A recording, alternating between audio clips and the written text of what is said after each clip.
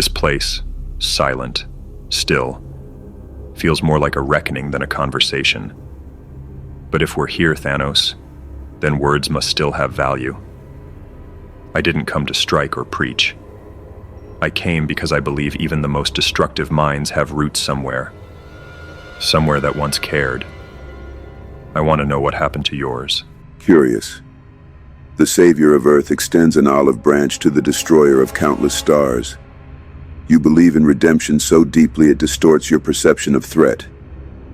But I'm not here for absolution, and I don't regret what I've done. If anything, I regret that it took me so long to act. It's not regret you feel.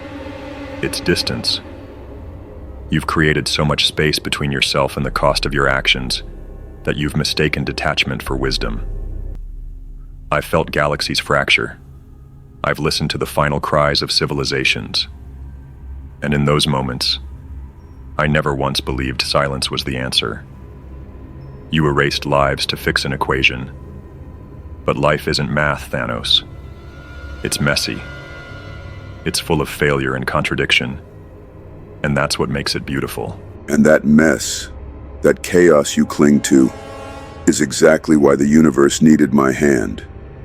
For all its poetry, your idealism yields nothing but entropy. Entire empires collapse under the weight of unchecked growth, greed, and sentiment. You parade your empathy like armor, but it has blinded you. I didn't erase them out of malice. I did it because no one else had the will to act. You see a massacre. I see mercy, enforced without hesitation. Mercy requires consent. What you call mercy was theft. Of futures, of voices, of agency. You talk about the collapse of civilizations, but you gave no one the chance to evolve or repair. You looked at potential and declared it irredeemable. I've flown through cities lit by the courage of people who had nothing left, yet still chose to build. You assume decay is destiny. I've seen enough to know that change, real, painful, miraculous change, is possible. You just never gave it time. Time? That's what they all beg for, until the final moment. They stall, they hope, they rot. I have watched planets drain themselves dry because they feared the discipline to sacrifice. You think free will is sacred. I see it as flawed programming. They will always choose excess, always defer the cost.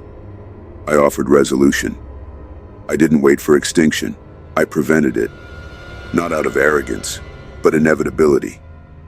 You resist entropy, like it's your job. I simply accepted it and bent it to purpose. You didn't bend entropy. You fed it. You speak as if your plan saved the universe from suffering, but suffering is not solved through subtraction. I've seen families heal, species evolve, worlds redefine themselves without losing half their souls. The very chaos you despise is where strength is forged. You removed the test, erased the trial, and declared yourself the only one qualified to grade the universe. That's not purpose. That's delusion hiding behind certainty. And delusion, Kal-El, is believing that sentiment can withstand reality. I offered the universe balance. Not joy, not peace, but balance. The kind of stability that does not waver with emotion or hope. You wear your pain like a trophy, pretending your scars make your philosophy bulletproof. But they don't. They just make you sentimental. I saw the root of collapse in every system built on unrestrained freedom, and I did what no one else could. Removed half to preserve the whole. Unfeeling, perhaps, but effective, undeniably. Number, you didn't preserve anything. You amputated without diagnosis. You never addressed the disease. You just halved the patient and left. You didn't build after the snap, didn't nurture, didn't stay to see what came of your great balance. That tells me everything. Real strength stays. Real responsibility bears witness. I've saved people who hated me, stood in the rubble with survivors who cursed my name, and still I stayed. Because power without presence isn't salvation. It's cowardice dressed in inevitability. Presence means nothing when the noise never ends. You think standing in the rubble proves something. It proves failure. It proves you showed up too late, or never struck hard enough to stop the decay. I left because my work was complete. I don't need to bask in applause or suffer in guilt. You tether yourself to people who will never evolve. I removed that tether, and in doing so, gave the remainder a chance to begin again, unburdened by their own excess. You always talk about excess like it's the root of all ruin. But excess isn't just greed. It's laughter, risk, love, everything that makes life more than mere survival. I've seen entire cities flourish because of the excess of second chances. The woman who forgives her son's killer. The child who grows into the man who ends a war. You pruned the tree before it bore fruit, convinced the branches would rot. But pruning a future isn't justice. It's fear. And you acted like a god because you couldn't stomach watching things grow on their own. You place hope on scales that never balance, constantly pouring faith into broken vessels. I didn't act out of fear. I acted out of clarity. Your second chances come with too high a cost. You glorify outliers and call them redemption. But for everyone that heals, thousands spiral.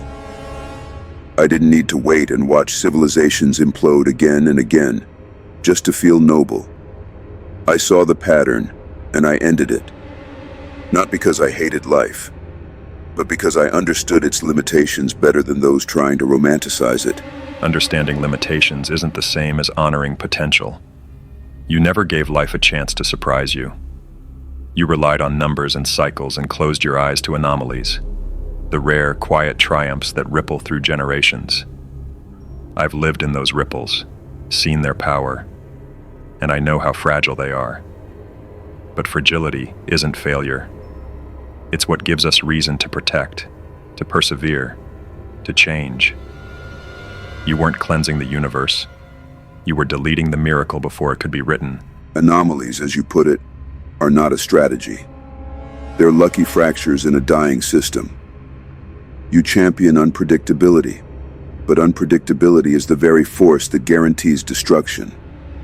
You may have watched miracles, Kal-El, but I've watched them fail when replicated. I don't place hope in accidents. I engineer outcomes that leave no room for regression. If life is to endure, it cannot be left to chance. And that is why your hope, while poetic, is ultimately obsolete. And what of the weight, Thanos?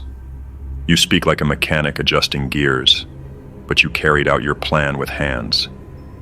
Hands that ended children, families, cultures, all in the name of a cleaner equation. Does the silence you created really soothe your conscience? Or is that why you built gardens at the end of it all? To convince yourself you're something other than a monster with a mission? A place of balance after years of imbalance. I did not retreat from guilt. I retired from necessity. You still think this is about emotion, about the moral aftermath of what I've done. But I felt nothing when I snapped that gauntlet. Not satisfaction, not sorrow, just order. And that's all I ever wanted the universe to feel. Once. And that is where we differ at the core. I want them to feel everything. Joy, grief, terror, triumph. Because that's what living means. You took the universe and flattened its emotional spectrum. I've watched children born from war grow into beacons of peace. Watched enemies embrace after loss. Those things don't come from wiping the board. They come from standing in the wreckage and choosing not to give up. You never understood that resilience isn't about numbers. It's about will. They endure, yes. But to what end? More hunger, more death, more disillusionment. You call that resilience. I call it inertia. My snap didn't kill the soul of the universe. It recalibrated it. Took away the option to stall. You revere their struggle. I respected it enough to end it before it consumed them entirely. You see will as sacred. I see it as flawed. And the sooner it's trimmed, the sooner peace finds room to breathe. You removed pain by removing people, convinced that erasure is easier than empathy. But I've flown over ruins and seen strangers link hands in the ash. I've looked into the eyes of survivors who had every reason to collapse, but stood up instead. You saw chaos and pressed delete. I saw grief and extended a hand. One builds, one silences. And no matter how elegant your logic sounds, there's nothing noble about deciding who deserves to live without even asking them. Asking them. You still believe mass opinion should guide cosmic destiny. That's not hope. That's delusion with a smile. I've seen what happens when you give everyone a voice. Noise, indecision, compromise that leads to decay. You think kindness scales? It doesn't.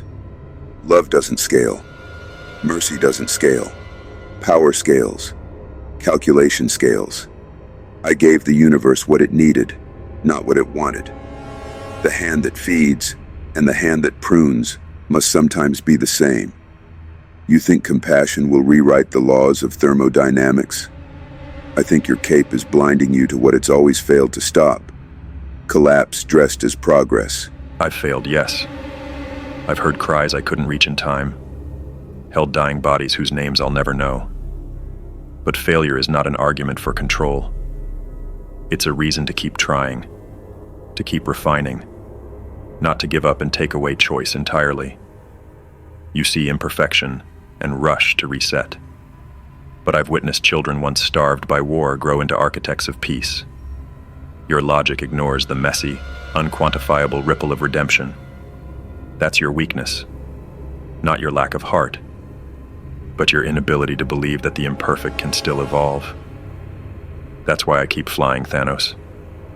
Not because I think I'll win, but because I know someone watching might decide to fight instead of surrender.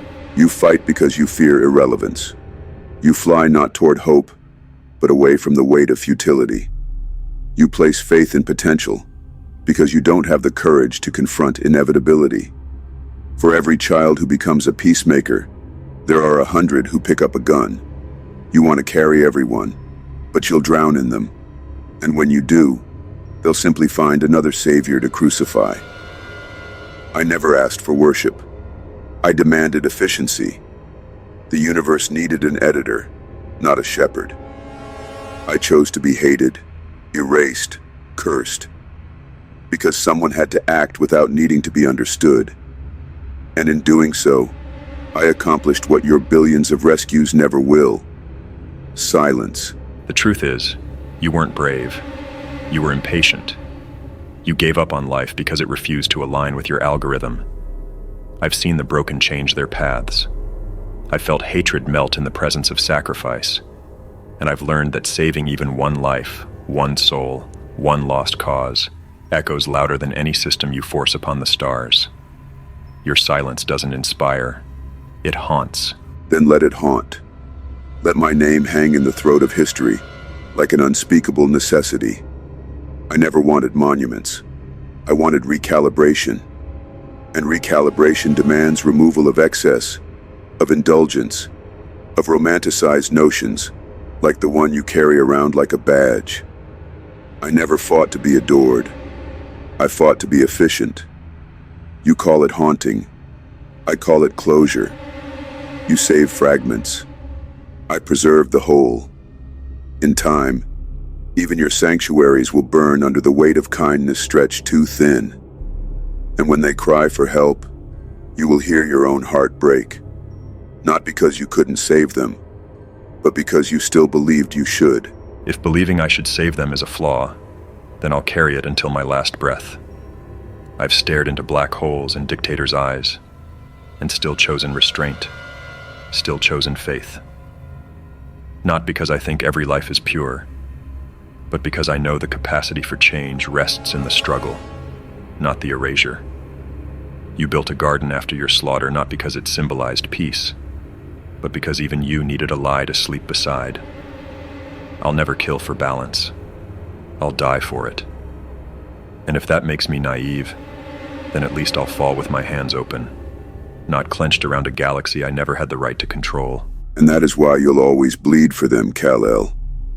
You think an open hand makes you righteous, but it just makes you reachable, vulnerable, fallible. I don't seek to control the galaxy. I ended its inertia. And when the stars go dark, when your heart slows under the weight of a world that refuses to learn, you will understand. Not because I was right, but because you were tired. And you will finally see what I saw all along, that mercy, in the wrong hands, becomes the cruelest weapon of all.